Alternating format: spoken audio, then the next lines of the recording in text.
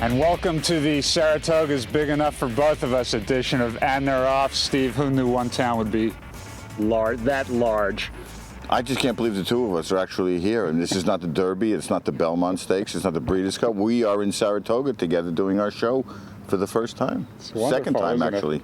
Yes, it's wonderful. We have a beautiful morning. There's no horses on the track, unfortunately, so we can't get any good backdrops. But, here comes one now. We're more than enough. If somebody's throwing $1 million up in the air and you see a couple of scrawny guys are the only guys around looking to grab it, you're probably going to stick around and take a shot at some of that money. One of the guys who took a shot in the Travers last Saturday was Kenny McPeek. We caught up with Kenny earlier. Let's check out that interview right now. Kenny, be honest now. If I'll have another Painter, Bodemeister, and Union Rags was in this race, was the Golden Ticket going to be entered in here? It's hard to say. I mean, we didn't have another spot to run him in anyway. And he had been training lights out. And, you know, looking at all the sheet numbers on the horses, it looked like if he would run a lifetime best, he'd have a chance. So we pulled the trigger, and it worked out great. Not having a stakes win wouldn't have dissuaded you at all there. I mean, this is just the classic case of taking a shot. You look at the field, you see if he fits. Well, he worked here one morning as fast as I've ever had a horse work over the Oklahoma track. And he did it within himself. And the horse was drilling the feed tub. And, you know, sometimes when one's good, you just got to go out there and see what happens. You know, the people that own him, they're interested in these kind of horses and these kind of races. And, you know, when Carter Stewart said to me, you know, throw deep. If you think he's good, run him. He said, our feelings won't be hurt if he doesn't run any good. And you never know. It's a football analogy, Steve. I'm going to say something that Kenny didn't say. Kenny does not take shots. Kenny never takes shots. There isn't a horse alive that Kenny has ever been afraid of. So, also, Kenny's already said that he's going to be a major factor in next year's Travers and the year after's Travers. So, obviously, you've got a pretty good bunch of horses coming up, including yearlings. Yeah. Well, I'm fortunate that they let me do a lot of the selecting at the sale, and I think we're getting a little bit of momentum financially. I mean, for years, of course, I've gathered the reputation as being able to buy a lower-end horse and doing well with it between Tahana Run and Curlin, which, you know, real proud of. But the bigger the budget, the better I am at it, and it makes it easier when you can buy the type of horses that look the part and have the pedigree for these kind of races. So, you know, hopefully we're a force to be reckoned with. Kenny dead heated for the win. I'm sure there were some moments there. I know you won it all, but any disappointment in that, or you got a Travers winner? I can't believe that you throw any of that back in the pool. It all goes in the win column. I think that I know I would have been devastated to have lost that photo. I think that Karen would have also been, you know, we both like winning, and like I said, it's a win column. The old saying, it's a win-win situation, it was. And so it's pretty cool. It's great. Yeah. Was there any concern about putting this horse in a race like the Travers off that longer layoff? Not really. Not the way he'd worked. If you train over this Oklahoma track that's here to our right, or my right, it's a pretty deep racetrack. If you've got a horse that's worked several 5/8s over it, they're going to be fit enough to race on the main track here. All right, Kenny McPeek's got it all figured out. Congratulations on the Travers. We're not going to talk about Adigan. Adigan could have won the race if he had a clean trip.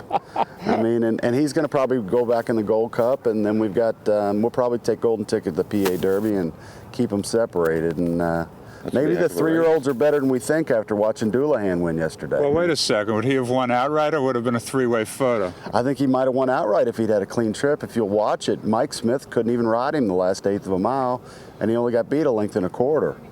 So we're still bullish on Adigan as well. I mean, this is we've got a couple nice horses in our hands. Watch out for this guy. Kenny, thanks for joining us. Thanks. Thanks, Kenny. All right, Steve, that list of 3-year-olds we talked about with Kenny, I'll have another retired, Union Rags retired, Bodemeister retired, Painter somewhere in a hospital, Creative Cause in the Witness Protection Program. What is going on with this crop of 3-year-olds? And have you ever seen anything like it? No, I've never seen this many good horses fall by the wayside and still have enough good horses left to make things interesting. I mean, everybody thought that the Travers would have no historical significance, and it winds up having tremendous historical significance, having the first dead heat ever in 143 years. And now we've got Dullahan winning the Pacific Classic, beating Game on Dude and all these terrific horses out in California. And Eastern horses do not go to California and win races like the Pacific Classic. It's not done, yet this horse did it. He loves the synthetic surface, obviously. So he's like the last remaining link of the horses that actually did well in the Triple Crown, having run third in the Derby. Did we say on our last show that he was he should have been put on these synthetic surfaces about 4 months ago? I think we did. I hope so. if we did, I'm glad you brought it up. So note to Dale Romans, he really is better on synthetic surfaces. Well, I love the quote afterwards. Dale's significant other, Tammy Fox, she came out after the race and she says, I'm just glad we were able to come out here and take some of this California money, because they're always coming east and taking our money, so it's good that we're taking theirs. I guess that was a shot at Bob Baffert, but congratulations to the Dullahan people. They've been great for this game, and they've had a great horse every year. But the one negative here, I mean, we talk about fans not having horses to latch onto and root for. I mean, unless we can keep some of these horses on the track a little bit better, it's going to be awful tough for the sport to move forward and broaden the fan base. I know, that's why we need star appeal. And unfortunately, the one star that we really need desperately is Frankel. What a segue. I was just about to go there. You were? Yes. Good. I couldn't read your mind at this point in time.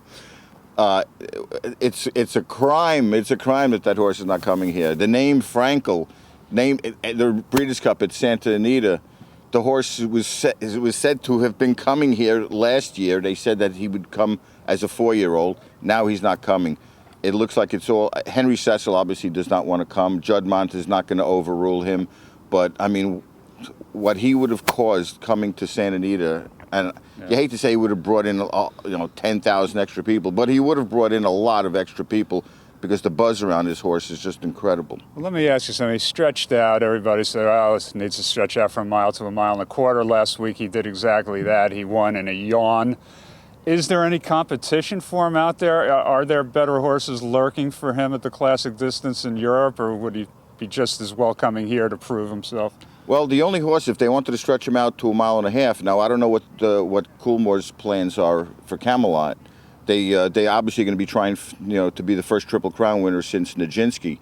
But if they want to wheel him back from the St. Ledger into the Arc, then he obviously would be a formidable opponent for Frankel. But we don't know how good Frankel is at a mile and a half, but we didn't know how good he was at a mile and a quarter either. Yeah. So obviously a mile is his best distance, but he's just such an incredible horse that I think he could run at any distance. Yeah, and what a great tribute that Juddmonte picks this horse out to name after. That's unbelievable. Their great trainer and our great friend. And he's a Galileo. He's a Galileo. You wouldn't think a Galileo would be that brilliant. Yeah. He looks like he should be a Seattle Slew or a Mr. Prospect, or he runs like an American horse, because European horses don't spread eagle the field the way this horse does. Yeah. They just don't win by 8-9 lengths. Yeah. All right, well, I've been lucky enough to be in Saratoga for 2 weeks now, and that time, again, Steve, it's the fillies that have gotten me more excited than the males, I'm happy to say. And questing, I thought, in the Alabama was the eye-popping run of the meet, really, so far for me. And then yesterday I got a further thrill when Love and Pride, the daughter of AP Indy, entered the winner's circle after the Purcell Ensign. Who knows how many more grade ones that big boy's going to have as a sire. What a thrill for me personally. I am incredibly happy for you. I really mean that from the bottom of my heart. I am so happy for you that you got an AP Indy at this stage in his life and this stage of your life as well. Are you saying I'm being pensioned? well, I think when AP Indy goes, you go. I think you're running on parallel course with him anyway. So my sperm count is getting dangerously low at this point. I think there's a nice paddock out for you somewhere near your house right now, your new house. Let me talk to Bill Farish. Let me see if I can get a nice spot right next to AP Indy. All right, Royal Delta, a little disappointing in the personal ensign yesterday, but that is shaping up to once again be a very exciting division, Breeders' Cup time, I think. A lot of possibilities there. Yeah, she obviously has a lot of talent, and she's shown that she can win big. She can show a lot of gameness in the stretch. Unfortunately, I think she cost herself the race by she made the nice move, but then she carried herself way too wide, and she just didn't have enough punch in the stretch. And Saratoga does that, and unfortunately, it's tricky. He had one of the most horrendous starts you'll ever see in a race, where I've never seen a horse stumble that badly, maybe since Touch Gold in the Preakness. And come back a little bit. And come back, also. and she ran an unbelievable race. I just hope, you just got to hope she's okay. All right, no stable boy today. We left him back in Kentucky. The skipper and Ann, they're silent Bob imitations here. They don't want to speak, so that's going to wrap it up for this edition of Ann. I just want to make a mention, too, that behind Skip and Ann is the New Jersey production unit herself, watching and making sure everything is going right. And our Saratoga production unit as well. So, all right, we want to thank our viewers. We want to thank our great sponsor, Darby Dan Farm. We'll be back at you in a couple of weeks as the song goes. We'll see you in September. Steve, enjoy the rest of Saratoga. Yeah, you too. You'll be here longer than I will. All Take right. care, everyone. Bye-bye, everybody.